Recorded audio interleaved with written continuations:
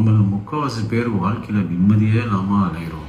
அது மெயின் காரணம் என்னன்னா, நம்மளுடைய ஃபுல் டைம் நம்ம வாழ்க்கைக்கு தேவையில்லாதவங்க, நம்ம முடிஞ்சு போச்சுன்னு நம்ம வாழ்க்கையை விட்டு போனவங்க, இது ஒத்து வராதுன்னு சொல்லி நம்மளை விட்டு பிரிஞ்சவங்க.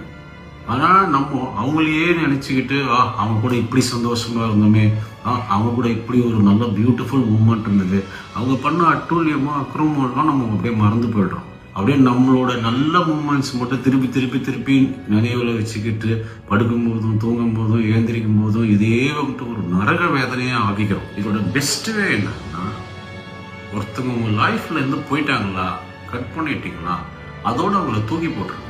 அதுக்கப்புறம் அவங்க நம்ம கூட இருந்த ஆனந்தமான நாட்கள், நம்மளோட கூட ஆனந்தமான சம்பவங்கள், இப்படி இப்படின்னு போட்டு உங்களையே நீங்கள் நரக வேதனைக்குள்ள தள்ளாதீங்க. பாபா சூப்பர் ஸ்டார் அழகா சொல்வார், நான் இன்னையிலிருந்து உன்னை மனசுல அழிச்சிட்டேன். ஏன்னா அவங்களுக்கு உங்களை பற்றி கவலையும் இல்லை, நீங்கள் செத்தாலும் அவங்க வருத்தப்பட போகிறதும் இல்லை.